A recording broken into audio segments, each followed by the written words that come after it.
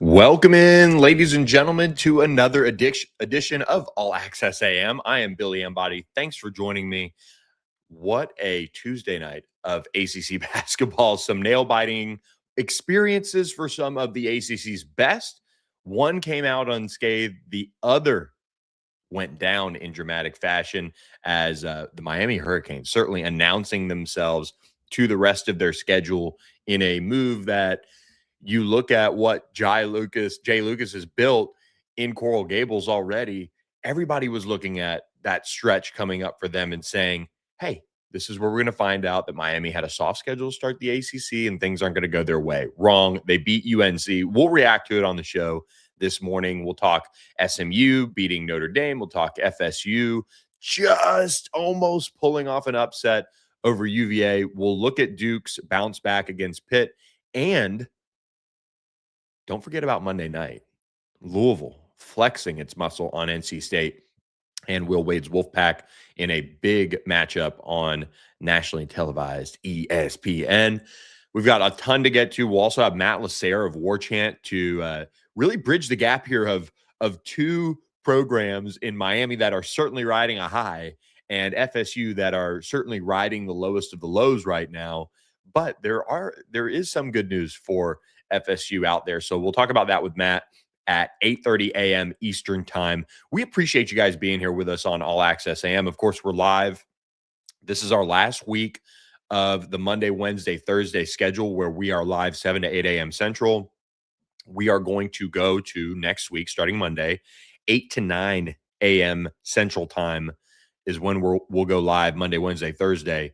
That's for the off season. We'll see if we shift it around during football season and go back to an earlier time. But one, we get more interaction from you guys in the chat when we get to that, closer to that 8 o'clock hour. We want the interaction. We want this morning show to be something that certainly you guys wake up with, but also interact with. And so that's the move that we're making to bring it to you guys. And we'll still get it out in podcast form. We're still going to be live, but one, the off season, it's a nice opportunity for me to, on the other side of this wall here in the studio, get to spend a few moments with my son, Jack, in the morning before he goes off to school, help the wifey out a little bit and do all of those things while still giving you guys all the news from the ACC from really the nights and days before. It's what we try to do here. We try to hit on the things that are happening and going on in the league. And then we're also bringing in the big picture things like Matt LaSerre, again, at 8:30 a.m. Eastern time. So we appreciate you guys being here on this hump day edition of All Access AM. And of course, Wednesday show presented by our friends at OPW Solutions. OPW Solutions, trust me, we found out about it across the country, why it is good to be prepared with our friends at OPW Solutions. They brought it for their customers when you need that snow and ice control and you need that ability to be prepared. That this is exactly why we I would say harped on getting you guys with our friends at OPW Solutions, where they can service your commercial landscaping needs. They can do pressure washing, but most importantly, this time of year with the weather being what it was, snow and ice control is so important across the country. So make sure you give them a call, 214-444-2305. They are in North Texas. They are in Oklahoma. They are in Arkansas, and they're expanding into the Southeast and beyond in 2026. So a huge year ahead for our friends at OPW Solutions. So make sure you reach out to them today and go to opwsolutions.com. You can click on the link in our episode description areas, and they will show you why they have that best-in-class commercial services that will handle all your needs with integrity, reliability, and care. They're a great follow on social media. They give you the behind-the-scenes look into what goes on in their world and preparing for these major storms. I was texting with AJ about it, and he was like, "Man, it is all hands on deck around here," and it certainly was. And they were busy. They were activating all their resources around snow and ice control. So appreciate our friends at OPW Solutions sponsoring the Wednesday show. Let's get into it. Miami knocks off North Carolina in an incredible game and just goes to show you cannot take any nights off in the ACC. The Hurricanes get this one done 75-66. Caleb Wilson, of course, finishes with 12 points, but there are more pressing issues around this Miami Hurricanes, around this North Carolina Tar Heels basketball team now. Even with that win over Duke, it's just so funny how certain things rear their ugly heads again.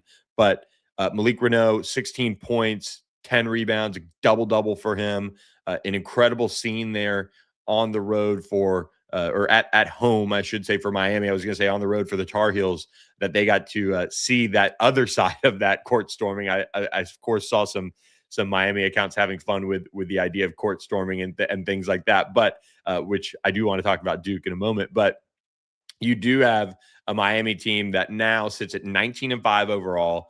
They're 8-3 in the ACC. That this puts them in position to, again, kind of make that run towards the top of the league if they can get it done. And that is the really fun part about this ACC slate here down the stretch, is we've got intrigue now because Duke lost, because Clemson's been doing what they're doing.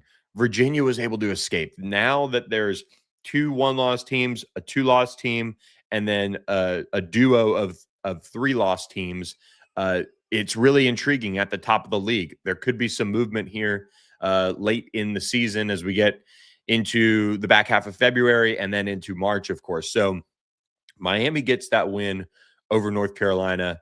And what a moment for Jay Lucas and that team to get that signature win over a team that had just moved up just outside the top 10 in North Carolina, coming off that Duke win. And this has been a huge success for Jay Lucas in his first season in Coral Gables, and a coach that has waited his turn for this moment. And I've watched his career, and he's been, a top assistant, well-regarded recruiter, has built his resume up at some of the top programs around college basketball. And man, he picked the right spot here to go in at a school that is committed to winning, committed to doing things and building them up the right way in today's environment, I would say. And they have been able to deliver so far this year. And you get a signature win. You do it with a really impressive defensive performance, holding UNC to a league low points output for the Tar Heels at 66. Only 3 Tar Heels in double figures on the night.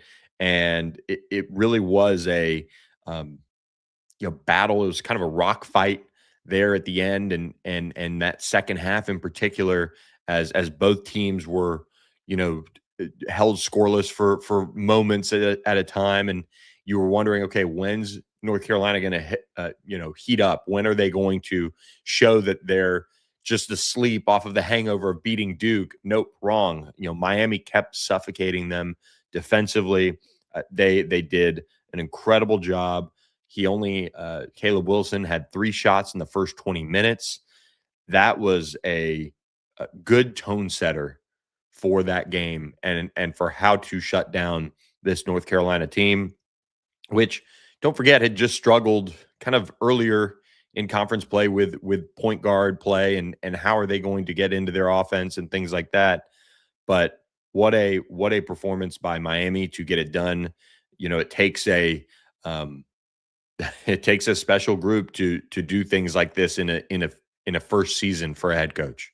And Jay Lucas has that, a former Duke assistant, so he got some revenge in a sense for the Blue Devils who fell to the Tar Heels over the weekend. But what a game, and you've just got to give a ton of credit to Jay Lucas for having his team ready to rock and roll, and they got it done on Tuesday night in what was a terrific Tuesday night for the ACC. Just as far as intrigue goes across games, it could have gone certain ways that wouldn't have been good for the league. But you see some of these teams that are now showing they're punching above their weight.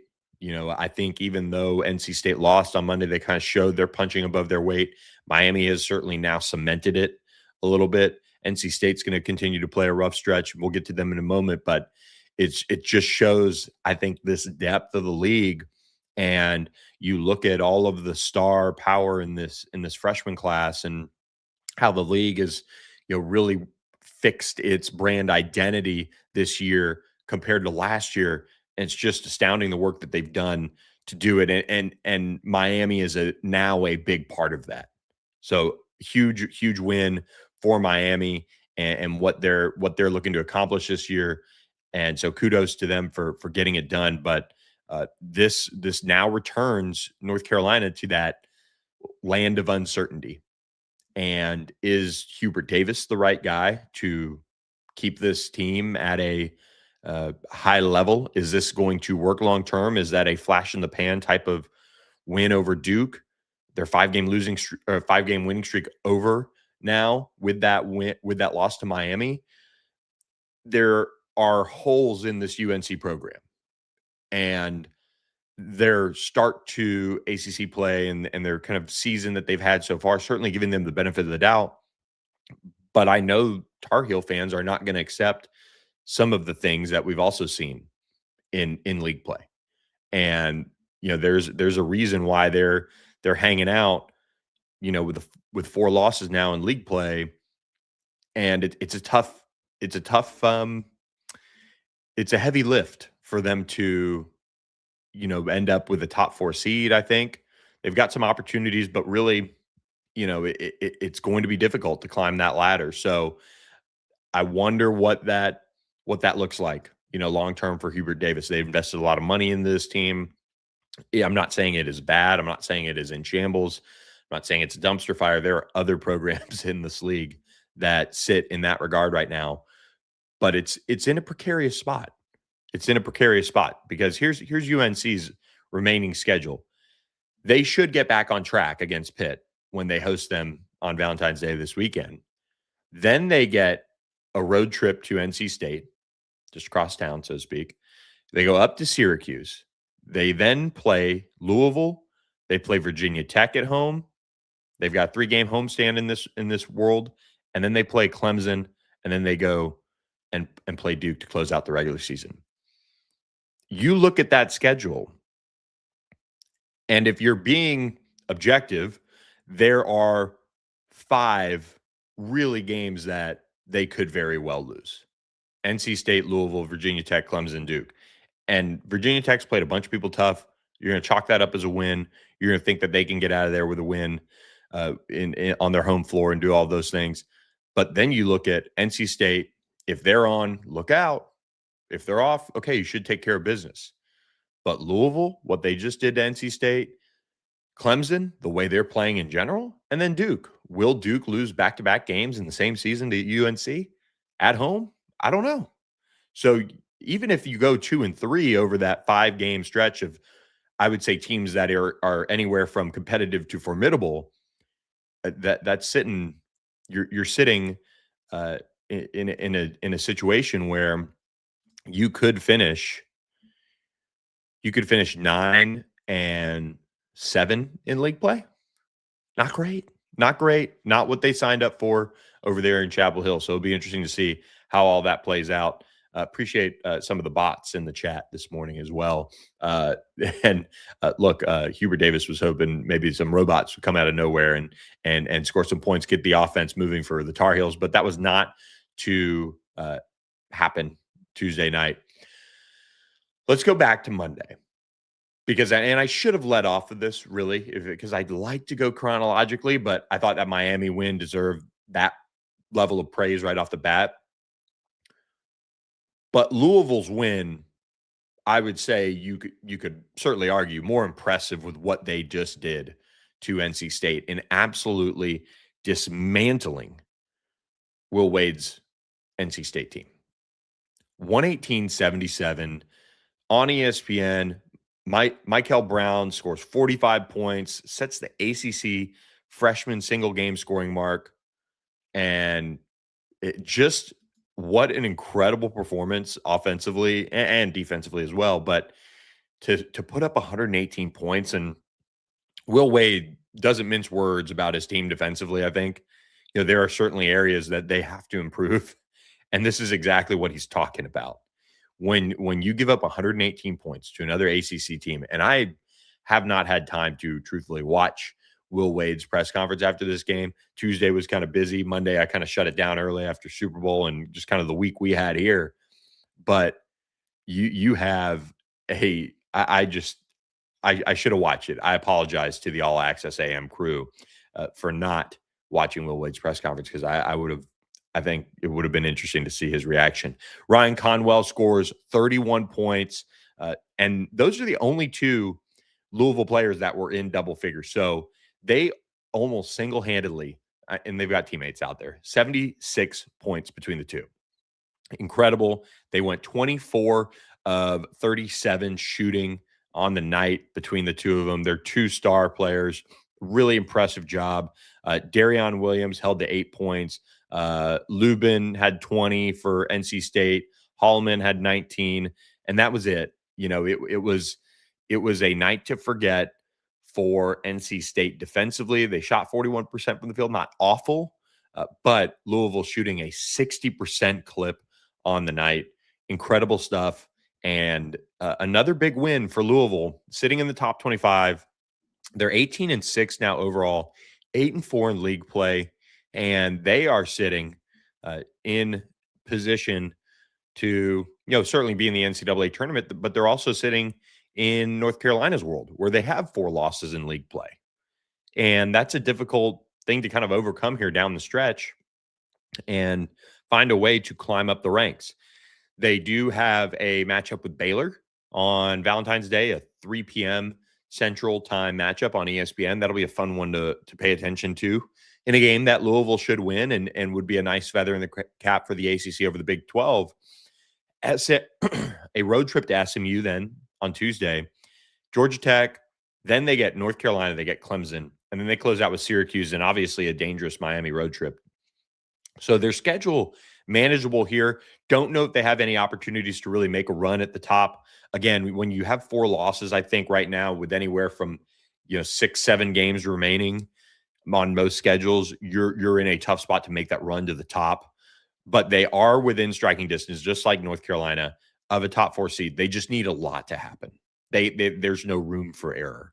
One more loss and it knocks you out of that top 4 seed, and that possibility, especially depending on who you lose it to, because again, there's no wiggle room for a team like Louisville trying to chase that top 4 seed. I mean, really, they'll have to beat North Carolina. They'll have to beat Clemson, but they don't get any head-to-heads outside of Miami on deck to make that move up into the top 4 seed. And Miami's currently 2.5 games back from the top, and they're sitting in the 5th seed. So that'll all be worked out. But man, Louisville, what a job. I did not get a chance to watch this game, but some games you don't have to watch. The stat line can kind of tell the story. And what a night for Michael Brown and Ryan Conwell as they lead Louisville past NC State. Just incredible stuff. And NC State now sits at 18-7 overall, 9-3 in league play. So that was an interesting loss for them, of course.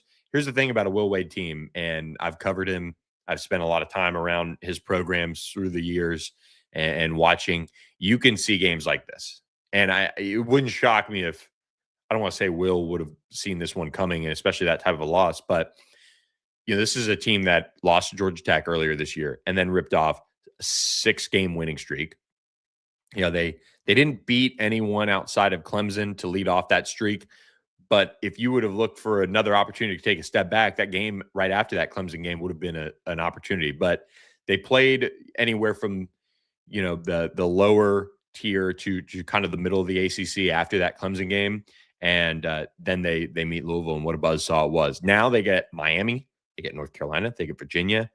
And after taking a loss like that, they've got to circle the wagons. And Miami has to look out for the same thing that cost North Carolina on Tuesday, because NC State, Miami, Valentine's Day, 3 p.m. on ESPN2. What a basketball day Valentine's Day could be for you if your significant other or if you're single allows that to be the case. You look at that schedule, and again, kind of similar to talking about North Carolina, NC State, Miami, North Carolina, Virginia, Notre Dame, Duke, and Stanford.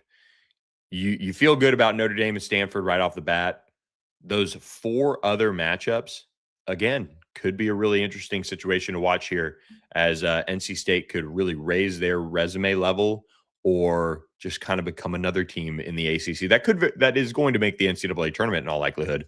But some really interesting uh, challenges ahead for NC State coming up on their schedule. Let's go over to Duke, Pittsburgh. Duke bounced back, took down Pitt. This is a pretty easy game, straightforward. Pitt's in trouble. They're 9-16 overall. They're 2-10 in league play.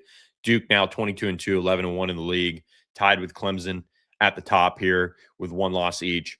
Isaiah Evans had 21 points. Cam Boozer had another 17-10 on the night. So another nice, efficient night for him. 6 of 9 from the floor. And the Blue Devils get it done. Just really kind of smooth, cruising past a game that, a little bit of a hangover. Wasn't completely a dominating dismantling of Pitt on the road.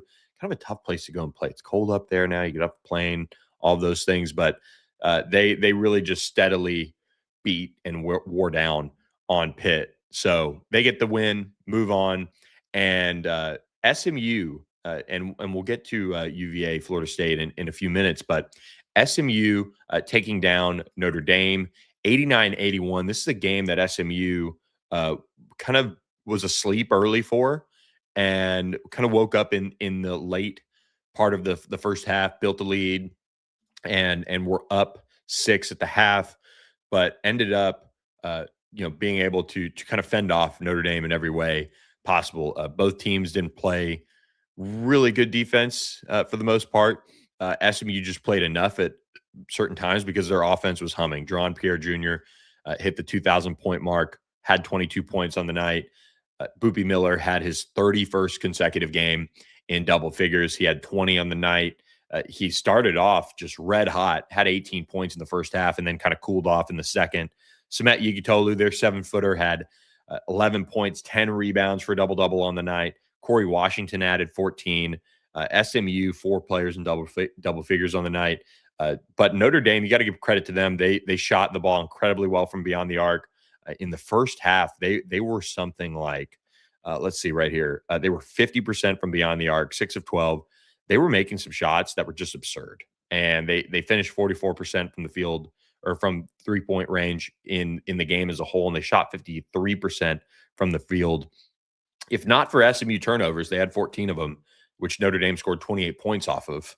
I mean, this is not, really competitive, but it's not about ifs and buts. Those turnovers happened. SMU committed them, and they end up, having to really just fend off Notre Dame the entire night. They would get to a double-digit lead, and it would sink back to a single-digit lead, and sometimes Notre Dame would even come all the way back and tie it. So SMU was able to find a way in this one to get it done, and they needed that. They go up to Syracuse on Saturday. They have that Louisville game we talked about earlier on Tuesday. Big stretch coming up for them in that regard, making sure they don't have any bad losses. If SMU avoids the bad losses and could kind of beat who they should beat, they're safely in the NCAA tournament. They're projected in to be the NCAA tournament right now.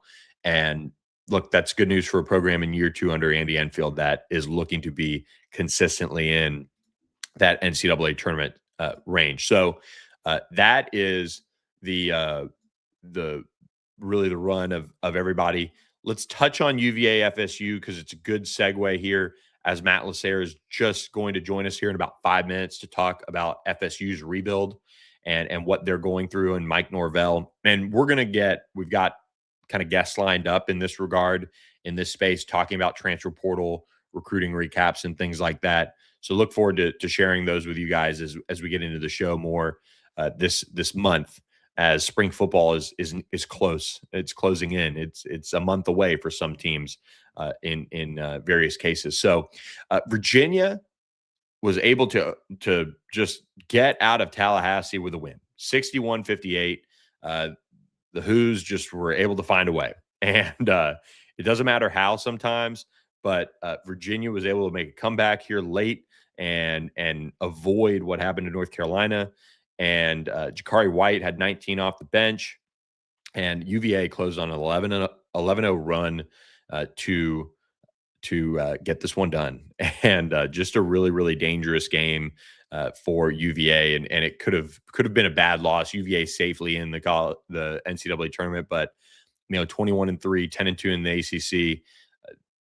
I mean, only one player in double figures for UVA, which is just wild. And I know they're a different team offensively and don't do a lot in that case, but they do it by playing great, efficient offense. And they just didn't shoot the ball well, 38% from the floor. FSU, though, dangerous with some of their athletes, LeJay Jones, but Robert McCray, I watched him in person when he came to SMU, 20 points on the night. Those two combined for 41 on the evening. And McCray is dangerous, man. He is not a fun matchup. He is a big guard, just somebody who plays really, really hard, and you've got to give him his flowers for keeping FSU in this game, as they weren't able to get it done. They just, FSU is just in a bad way right now, and they're in year one of a rebuild, and so we'll see what the future holds for them. But they are still playing hard down there in Tallahassee, and they gave Virginia everything they wanted. Looking ahead to Wednesday's action, we always like to do this for you guys. Wednesday night, we've got Virginia Tech at Clemson. That could be a fun one, 6 p.m. Central Time on ACC Network. Cal at Syracuse, long trip for the Golden Bears, 6 p.m. on ESPNU. Wake Forest at Georgia Tech. That is kind of two coaches fighting for their lives there. We'll talk about that in just a moment. 8 p.m. on ACC Network for that one, 9 p.m. Eastern Time tip. Stanford at BC, 8 p.m. Central Time, 9 p.m. Eastern on ESPNU. That's about a good place to put a BC game these days.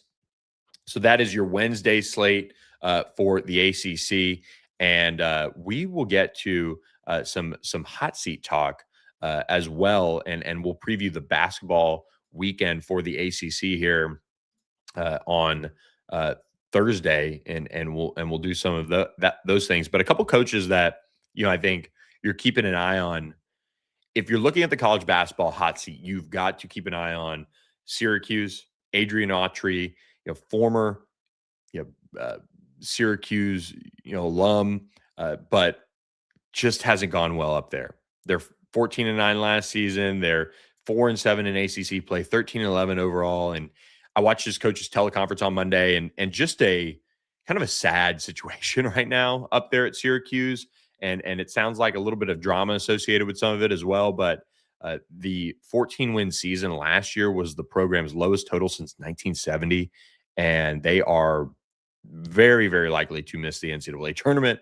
I don't think there's a doubt about that. That would be the 5th consecutive season that the Qs would miss the NCAA tournament. So Adrian Autry had to replace Jim Boeheim, but not a good situation to be in. So keep an eye on him when it comes to the hot seat in the ACC. And we also look at somebody like Boston College. Do they make a move? Do they have the money? Do they have the want to make a move from Earl Grant? But this year has been pretty abysmal. And after last year's 12-19 season, BC just not doing well at all. They're 2-8 or so. And look, Boston College, again, we've talked about this a lot. They've got to decide whether or not they want to pay to play at a high level.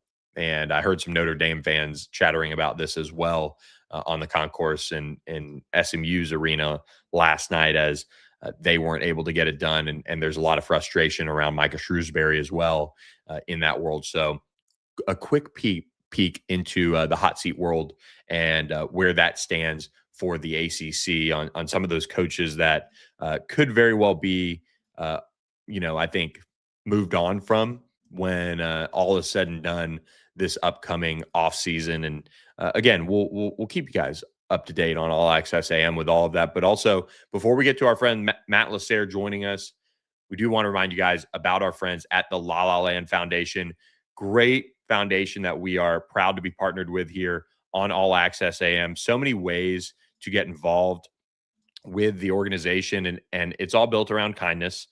So make your donation. You can do that. That is always a great way that they're trying to get resources for whether it be their internships or helping out individuals transitioning to adulthood out of the foster care system. You can do in-kind donations. But the big thing they're trying to do is corporate sponsorships as well. They're trying to bring La La Land to the masses. And to do that, they need corporate partners. So if you would like to assist with the La La Land Foundation, which is an extension of the La La Land Kind Cafes, make sure you go to lalalandfoundation.com. The information's in the podcast description page, and find out how you can support them today and volunteer with them as well. That's a fun opportunity to mentor people and get involved with your time. And we appreciate their support of All Access AM. But we also appreciate our friend Matt LaSerre for joining us on All Access AM on this Wednesday morning. So, Matt, thanks for joining us this morning. How are you doing? Yeah, man, good. I remember a bunch of girls from high school going to that La La Land or coffee shop all the time, driving down from Frisco. Like they would post it. It was at least like 2 a week. I remember seeing that place. I've never actually been, but I used to see it all the time. It's good coffee. It's good coffee, and it's a nice experience in there. It's all about kindness. Look, we will talk about the off season and also how maybe things have not been kind to Mike Norvell for FSU. Yeah. But let's lead off with the big news. Everyone here on this podcast tuned in for this moment. Charlie Woods committing to FSU golf. The son of Tiger Woods is headed to Tallahassee to play his collegiate golf. Yeah, this was a secret for a pretty long time in Tallahassee. It felt like it became common knowledge around some big money boosters over the last few months or so, probably. But it's huge for the program, the university, to have a name like that coming. Everyone's on Twitter making a big deal about like what FSU could have paid him to come. I don't get the sense they paid him a lot, or if they paid him at all as of now, because he's not. His scores against Tiger Woods' kid. The kid has potential. He has shot good scores, but he's not consistent yet. So that's where you're waiting to see. And the kid's 16, 17. So you still got a lot of time to do that. And he has all the potential there, and he has the genes there for sure. It's huge just for brand name of Tiger Woods' kid is coming to Florida State. He joins up with Miles Russell, who's the #1 junior golfer in the world in the same class. So probably one of the best golf recruiting classes of all time when you take a step back and look at what they're getting in that 2027 class. Man, it's going to be insane what that's going to be able to bring to FSU golf, and what it already has, just how it blew up. I mean, I don't think I've ever seen a golf recruiting commitment graphic from Rivals or On3 until yesterday. So it was some news we were waiting to drop for a while, and it's good to see it actually truly come to fruition and be official.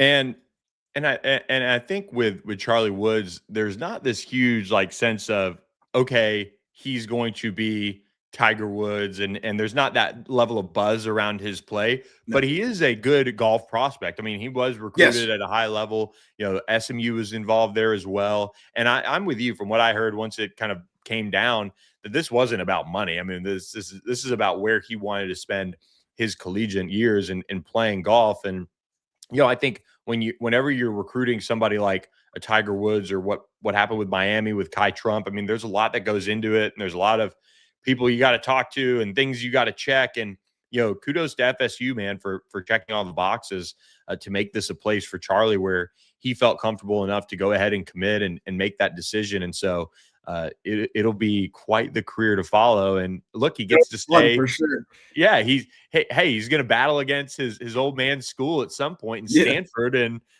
you know, that maybe they'll have a mixed tournament with Miami, and it'll be Woods versus Trump. I wonder if they'll actually I wonder if they'll actually sell tickets, because I mean, I went to the regional last year, and they, you know, you can just walk on and could watch. Like, I wonder if they'll actually sell tickets, because you'll have Miles Russell there too, who will be a future major champion. So it's like they should just start to fundraise through that. There's no reason to let people on for free now when you get to that. Exactly. It's all about making a buck, and it's all about grabbing a win if you're Mike Norvell this season, just as a whole, right? Getting back to a high level of performance in this FSU program. And look, the Seminoles have fallen on tough times. There's no doubt about it. But there's a lot of investment going on with the facilities and all the things that they've put in place. Take us through a little bit of this offseason for Mike Norvell, the transfer portal, how recruiting finished, all of those things. Where would you say things stand right now, just trying to look at 2026? We know all the noise around Mike Norvell's future, but has he teed them up for success this season? Yeah, it's kind of interesting to say, and I'm not really sure if we can tell yet, just because I mean, then you go into the wrinkle of Gus Malzahn leaving at a weird time, like a week or two ago or I think it was last week. Days kind of blend together at this point, but it's that like because this offense in the portal was recruited for Gus Malzahn offense, and now it's Mike Norvell's offense again after Gus retires. So it'll kind of be interesting to see. Now, it is important to note that it's not like the offenses are that much different. They do stem from one another. Mike Norvell obviously comes from the Gus Malzahn tree. That's what got him to come as the offensive coordinator, and it just in the first place. So it's not a huge difference. The skill set still isn't like it's not that huge. I don't think it's that big of a deal, but it is something different to look at. Like, when Ashton Daniels committed to Florida State, when you had Calandria, DJ Lagway on campus before that, the thing was with the Ashton Daniels was you got him cheaper, and he's probably a better fit for Gus Malzahn offense anyway. So it works. So now that excuse, not to call an excuse, but that is out the window. So we kind of have to wait and see. I like what they've done with the running back room, getting Trey Wisner, and the offensive line. Herb Hand's done a good job there last year. So he hasn't given up, he's given us a good reason to trust him that he's going to do it again this year. And I think the pieces are there, but we still kind of have to wait and see. The jury's still out on a lot of these guys.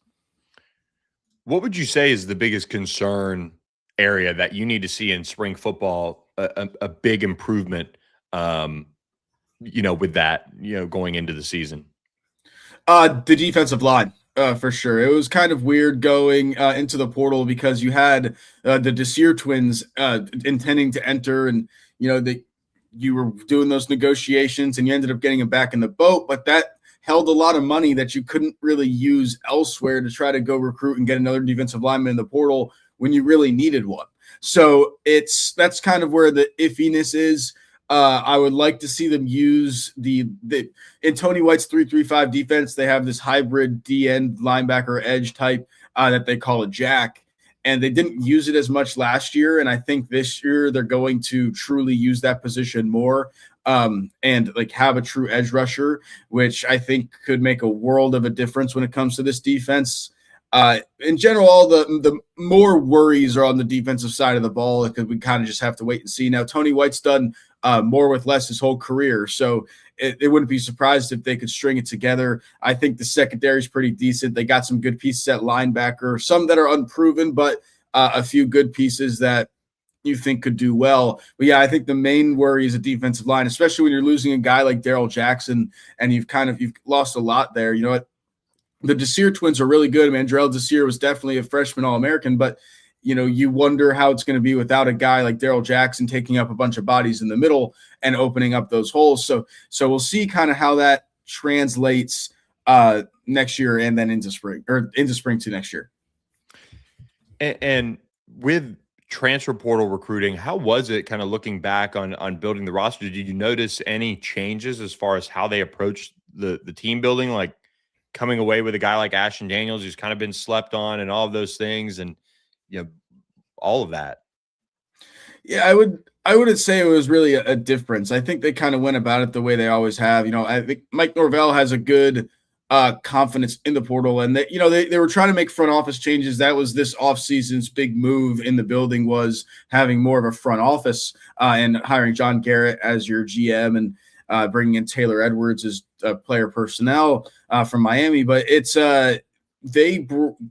those guys were kind of brought in too late to have a true impact on this portal class, on this recruiting class, because at the point where they had been brought in, the staff was already creating their board for the portal and hitting up agents and feeling things out. That was already happening before John Garrett and Taylor Edwards even stepped foot on campus. Now, when they stepped foot on campus, were those the two that ran negotiations for the most part in the portal? Yes, 100%. But you wonder what hand in evals and stuff they had with that little bit of time. I think there was a few because I think John Garrett really likes his Ivy League guys. We saw a couple of those guys come on campus towards the end. So I think they did get some kind of say in it.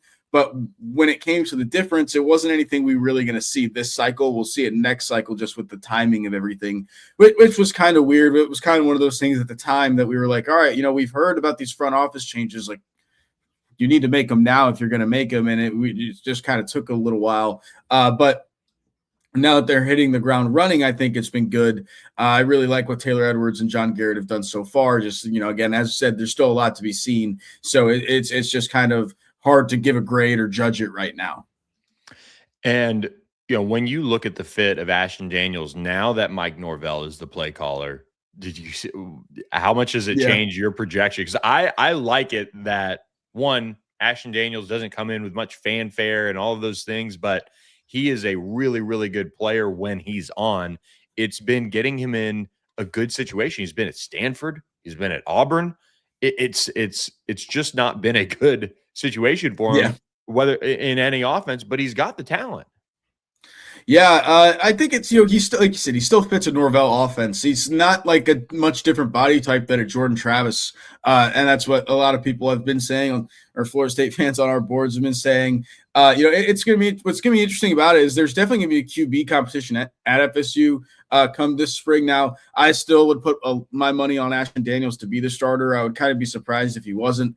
But you have Kevin Sperry there, who a lot of people are excited about as well, who could – at the price point where they got Ashton Daniels, Sperry's definitely going to be able to compete. Again, as I said, I think it's still likely that Ashton Daniels wins the job, but it'll still be a competition. But yeah, I think that it's got a chance to be a good situation for Ashton Daniels. And I've said it a lot, the quarterback up for this offense this next year doesn't have to be flashy. He doesn't have to be, he doesn't have to do everything, because you have two good running backs in Trey Wisner and Usman Chroma behind you. And you have a receiver in Deuce Robinson who you could throw it up in a 5-mile radius and he will come down with it. Right. So you don't have to do that much. So as you said, this is probably the best situation he's ever stepped into, just with the pieces around him and, having a foot in as the starter, because it's just like, and even with more receivers, you got Mekhi Danzy, who did a lot of good things last year, and Javon Boggs, who he had a lot of injuries, but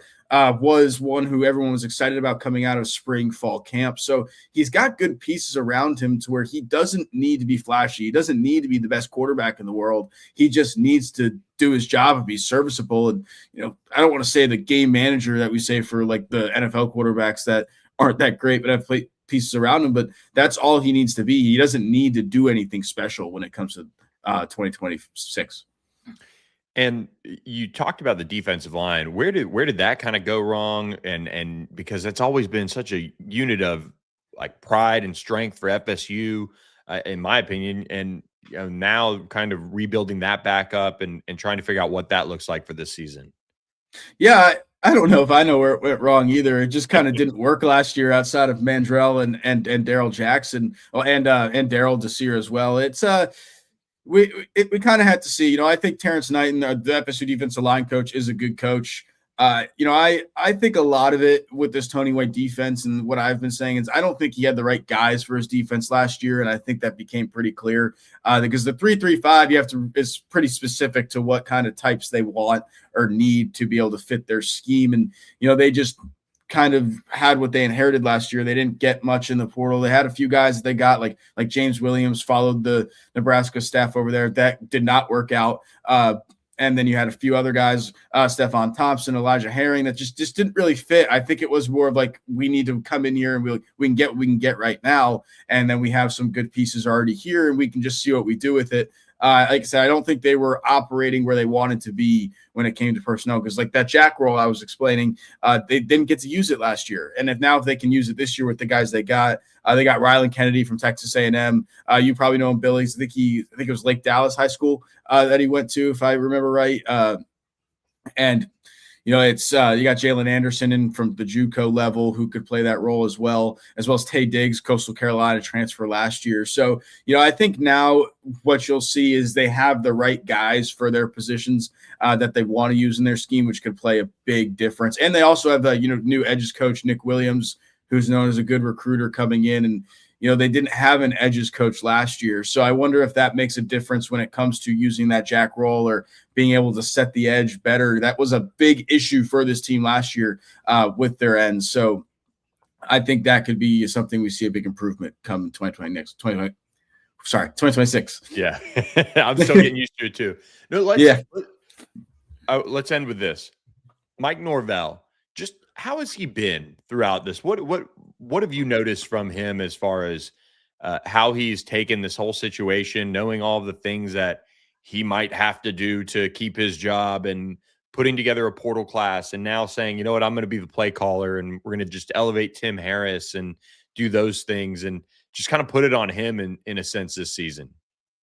Yeah, I think so. We haven't gotten him yet since Gus Malzahn retired, and I think that'll be telling. If you look at his press conference when they announced GM Garrett, his body language wasn't great. Now, to put in context, that's also the day they had both Ashton Daniels and DJ Lagway on campus, so I think anybody wouldn't want to be there when you have that important stuff that you're trying to get done on campus. So, like, I don't blame him for having bad body language at that press conference. I think again, nobody would want to be there, but I think that'll be telling. I think, honestly, I bet you he's excited to call plays again. That was the biggest thing with Malzahn retiring, not out of nowhere, but when it happened was, at least now this is in Mike's hands, right? So if you're going to go down, if the ship's going to go down, at least you're going to be the one in control, and you're going down swinging. And, that's the way he came up. I think the power dynamic with Gus, as close as him and Mike are, him being his mentor, I think it was just strange in the building from some stuff that we've heard. Like I just don't think it worked at the end of the day. It is better for Mike to be on his own and be calling plays and not be the CEO role. And also the thing was last year you took away play calling, this year you took away evaluations and getting in GM and negotiations. So it was at the point to where you're like, well, what does Mike do? Right? Like at this point, he's a motivational speaker for the team if he's not calling plays or he's not evaling or doing anything. So at least that takes that part away, right? He does have a job. He is doing something and is going to be back involved in the game planning. So I think it's going to be good for him. I think when next time we see him, he'll be more upbeat and in a good mood. He was up big. That's the way Mike Norvell is full of energy, and he was that way through portal recruiting. When we saw him outside, if people don't know, he greets every recruit on the curb when they pull up outside of the building, and then walks them in, and then do this whole grand entrance. So you could see the energy there, but I think it's going to be even more energy now that he has more control of the program, even more so now. I lied. We're going to do one more thing. This FSU schedule, leading off, not leading off, but opening with New Mexico week 0. They get a tune-up before SMU comes to town right after that. A big weekend on Labor Day for that one, which we're excited for, both of us on this podcast. A lot of things planned. We'll have to do a Warchant on the Pony Express live show before. But this schedule with Alabama, Miami, Clemson on it. It's insane. It's a challenge. It reminds me of what maybe Billy Napier faced this year at Florida with the daunting schedule that they had, and everybody, obviously, and rightfully so, said, all right, well, he's going to get fired. But he also played one of the toughest schedules in the league. How does that schedule conversation shape up around this? I mean, this is a tall task for Mike Norvell and company. It might this might sound bad to say, but I think a lot's going to be decided from that SMU game, and that's like a pretty important game on the schedule that'll kind of set the tone.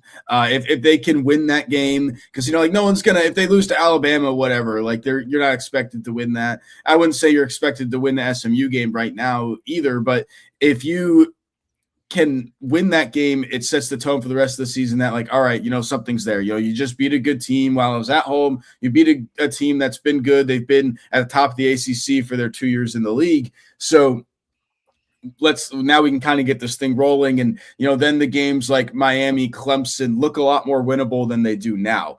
I think it's all about setting that tone with that game. Now, if you lose that game, I could see things snowballing. Then you lose to Alabama the next week, you have bye week, then you lose to Alabama, and then you don't really have much time to get back on your feet. So that's what, I looked at that schedule and I was like, at my first glance, now I calmed down a little bit, but my first glance, I was like, I could see a way where they go 2-10 again. Like, that wouldn't surprise me. Now, that's probably not going to happen. I'm sure they'll win a game here or there in that schedule. But and it's a lot of you look at the schedule and there aren't a lot of guaranteed wins other than your 2 cupcake games.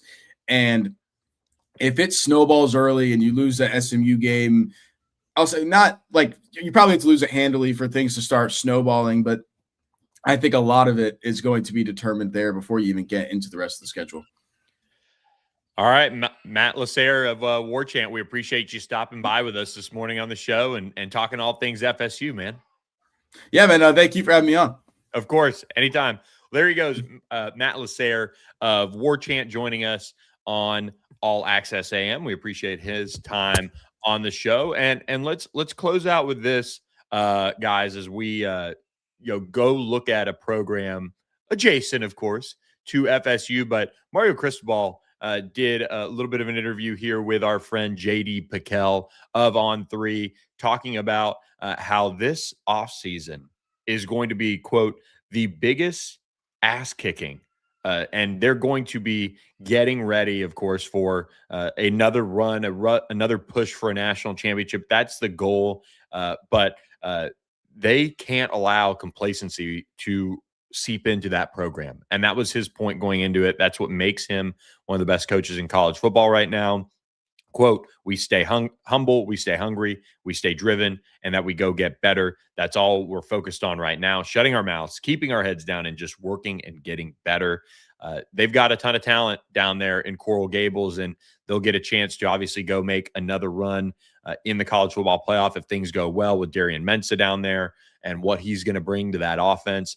But we appreciate Mario Cristobal for stopping by with our friend JD Piquel on the Hard Count on On3. If you don't subscribe to the On3 channel, make sure you check that out, as well as make sure you are subscribed to All Access AM. We're at All Access AM on YouTube. Please hit that subscribe button. It helps grow the show. It costs you nothing.